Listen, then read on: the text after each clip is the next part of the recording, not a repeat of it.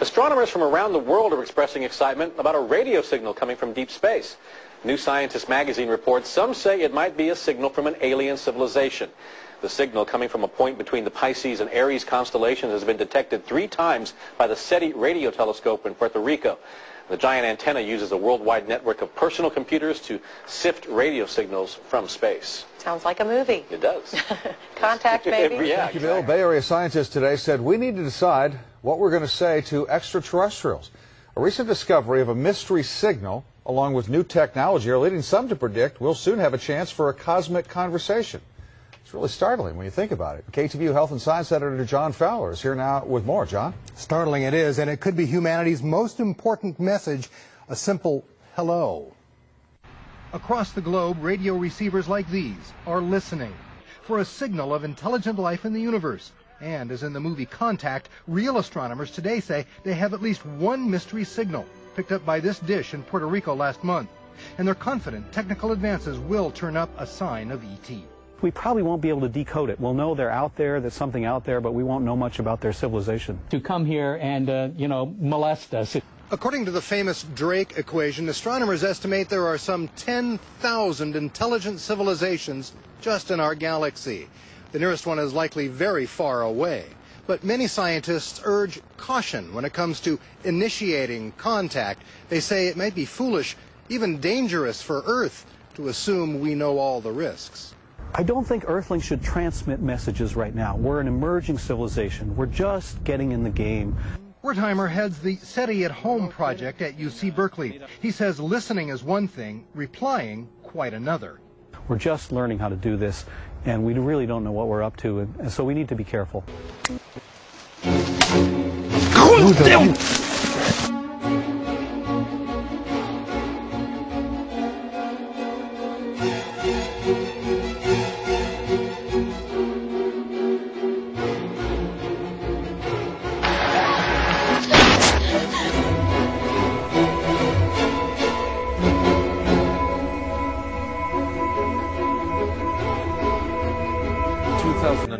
Suddenly the media paid some interest, because then something appeared that was almost impossible to overlook. Right behind me is Britain's largest radio telescope, the Chilbolton Observatory. And here it was that the greatest sensation in the crop circle history was to appear in the fields right in front of the telescope. On the morning of 14th of August 2001, a formation was discovered which was different from any other previously seen. From the ground it looked like a tangled mess, wisps of crop spread around in no system. However, in the evening with growing shadows, a picture appeared, unmistakably that of a face. That picture represented a whole new technique, a screen technique, the same that's used for printing a picture on paper. 3 days later, the face was joined by something that looked like a data strip. Rows of counters made out of standing and flattened crop. But soon an astonishing similarity is discovered. In 1974, the astronomer Carl Sagan composed a message that NASA sent into space from the Arecibo telescope in Puerto Rico. Binary figures which constituted a graphic code presenting key factors about humans and the planet we live on. 27 years later, an identical pattern appears in a crop field right in front of a similar radio telescope. However, on closer inspection, it seemed to show that the code contained some fundamental differences. Sagan's message explained our calculation system, the dominant chemical substances within the elements that create life on Earth, about our DNA code, humans' height and quantity, and that we live on the 3rd planet in our solar system. And lastly, a sketch of our radio telescope. The message received described the same calculation system, but that silicon is most dominant in life forms in contrast to carbon. The drawing also clearly shows a humanoid figure with large head in relation to its body. It's also explained that they have an extra string in their DNA, are approximately 4 feet tall, inhabit the 3rd, 4th and 5th planets in their solar system, and have a population of around 21.3 billion. Underneath, the telescope has been replaced by something more complex. 1 year earlier, a strange crop circle had appeared in the same place. Is this the same illustration as in the sender's code? Is this the correspondent's radio telescope?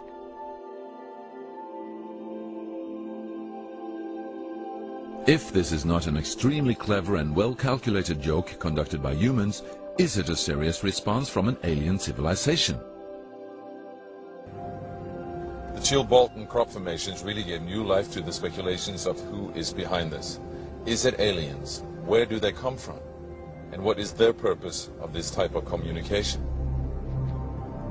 The following year, very nearly on the same day, a new picture appears that gives new force to the alien theory, this time in Crabwood, near the town of Winchester in Hampshire. Once again we see a face, but this time there is an unmistakable resemblance to something extraterrestrial. The picture also contains a print, somewhat similar to that of a CD, with something that appears to be a coded message. This formation also has a new type of design, this time with horizontal line patterns of variable thickness, similar to that of a TV picture. The message on the disc is similar to a spiral band built up of many boxes. But data expert Paul Weige manages to decipher the message. And I had to enlarge the disc quite substantially on the computer and run some image analysis over it to make it clear so that I could see what was a standing tuft and what was flattened. And while I was doing this, I noticed that every so often there was almost a mistake in the diagram. It was like there was a tuft, where the little square tuft, it had done sort of half size. I thought that's a bit odd, and it seemed fairly regular. I was going round, and I sort of counted up, and it was sort of literally every sort of 8 bytes or whatever. And I thought, oh, 8 bytes, and yeah, from computer side, is obviously some sort of binary code. So then I did the straightforward thing. I just converted it into ASCII, which is the standard sort of computer language that you encode the alphabet in. And of course I then started to get words forming out, and I thought, I'm getting somewhere here. So I then did the whole thing for the whole lot, and got this message. The message is in English and reads as follows: Beware the bearers of false gifts and their broken promises. Much pain, but still time. There is good out there. We oppose deception. Conduit closing. Many have been surprised by this message. Are there aliens with such faces that we should be aware of? Or is this a picture of the sender? Does this indicate the start of actual close contact with neighbors in the universe? My own, and this is only a hypothesis, belief about this, is that there's an effort of the extraterrestrials are gradually trying to communicate with us, a very slow process, giving us a lot of time to digest the fact that we may not be alone here. Here we have an amateur astronomer capable of catching these things with his small telescope and a small camcorder. As it always goes with discoverers of great things, he has no funding, no high-end telescopes, no high-end cameras. He has found something that through his apparatus that he invented is capable of capturing interstellar spacecraft.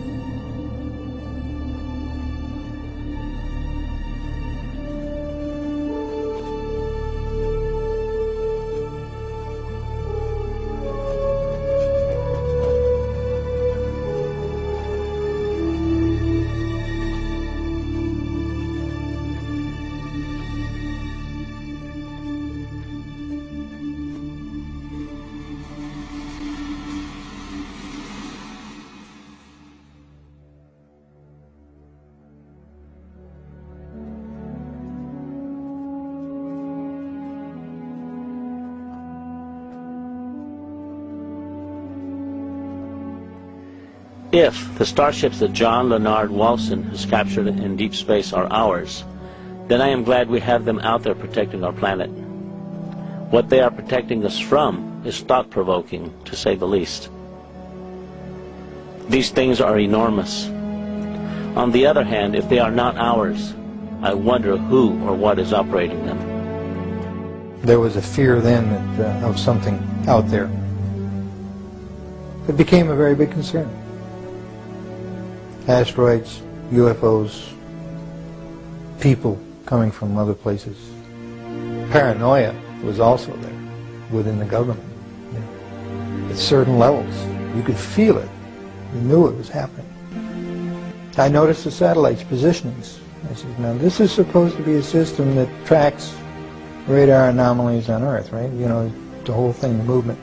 Yep, that's what it does. And I said, so why are half of them pointed towards the outer space? Towards the moon, towards areas that are just blank space? Well, I don't know, was the reply. He says, never thought about it. He says, well, at least half of those satellites you got up there aren't looking at Earth. I said, what are they looking for? He says, well, you got to have need to know about that.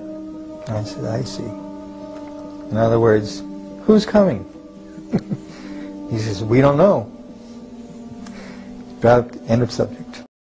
Ever since I got involved with John Leonard Walton, I always now look at the Big Dipper in a totally different way. I can't wait to have people all over the world seeing them. The great thing about the interstellar starships is we know where they are.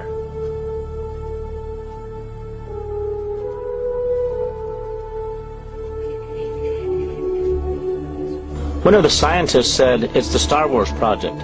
Okay, if that's the case, where were we when they put these things up there?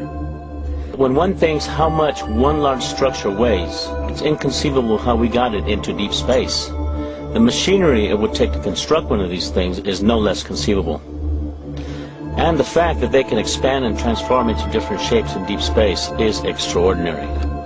There are questions I have. If they are man-made, then we must have technologies that are way beyond our comprehension. What kind of energy systems are being applied here? This is one big puzzle that has yet to be solved, or at the very least, acknowledged.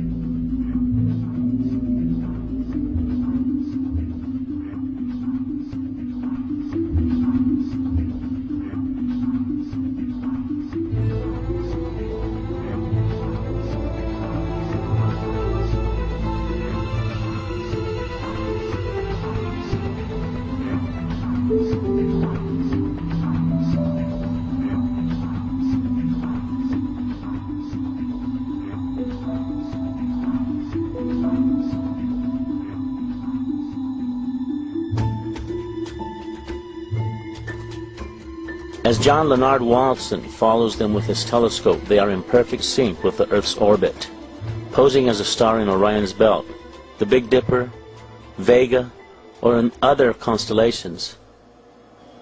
This means that perhaps if one structure is 2.5 light years away, it may be orbiting around Earth at millions of miles per hour. With those kinds of velocities, and with the capability of being able to effortlessly change and transform, it takes an enormous amount of energy. What kind of alloys are they made of that allows them to transform and retract at these velocities in deep space?